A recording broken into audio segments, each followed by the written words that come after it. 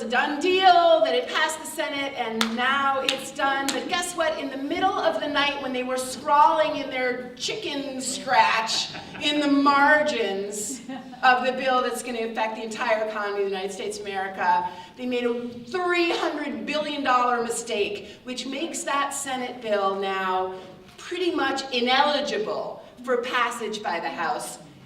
Thank goodness. Because this committee, the conference between the House, several white men Republicans, and the several white men Republicans from the Senate who have to come together and make a bill, that could have been a farce. If they hadn't been able to do that, they could have trotted out this Senate bill that already passed, throw it to the House. Paul Ryan would have whipped his people into shape, as he seems to be able to do these days, and we would have had it passed. That is not the case anymore.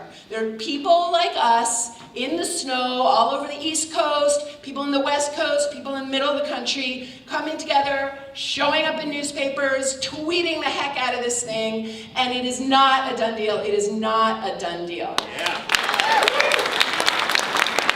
There's a line in the sand that the Republicans, the looting legislators, have created.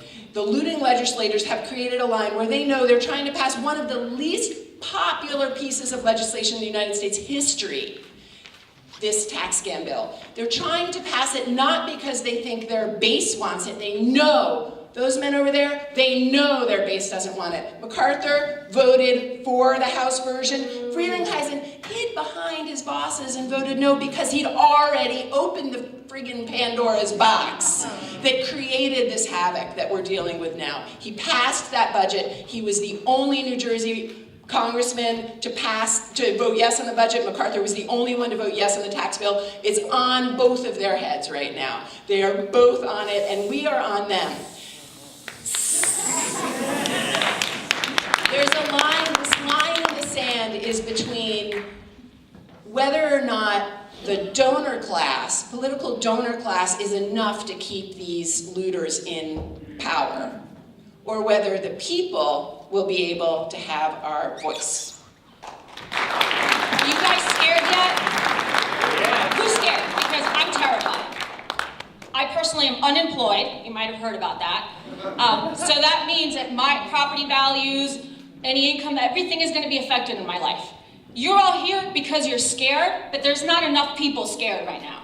And I think my challenge to all of you is to go back to your circle of friends and make them scared. They need to know about this. Not from the news media, from you. They need to know what people are saying. They don't want to hear from some talking head how this is going to affect them. They need to hear from the people around them who've read the materials, who've gone to the conferences, who understand the effect. That's you guys, because you're here, right? But there's a lot of people not here. So make the calls, get on Twitter, figure it out. Trust me, it's not that hard. You get to yell for 120 plus characters. It's really cathartic. Facebook, and call them. Because that man is going to stand, the one on the end, my personal favorite, is going to do something against my interests again. And I don't care that he voted the last time. Yes, because he's the reason that this bill is where it is right now. That's on him. And he's going to try to hide behind the no vote that he's going to be allowed to do if this thing has enough votes. We need to make them scared, and we need to remind them that it's not about donors. That was so 2016, right? It's about the people. What we're doing now, what we have been doing for one whole year of standing up and shouting and making sure that it's not just at the voting booth that we're shouting our voices, right? It's not just a ballot we're using. We're using social media, and we're using our own power to get these people to understand that when they vote, it affects me, it affects you, and it affects even the person who doesn't know what who doesn't understand this. It affects all of us. And it's not about the donors. And we have to be the ones to show them that. So I challenge you in the next week to make this a priority for you in your life and get other people to do the same thing, to call, to tweet, to make it part of their lives. Because that's how we expand our network, and that's how we expand our reach.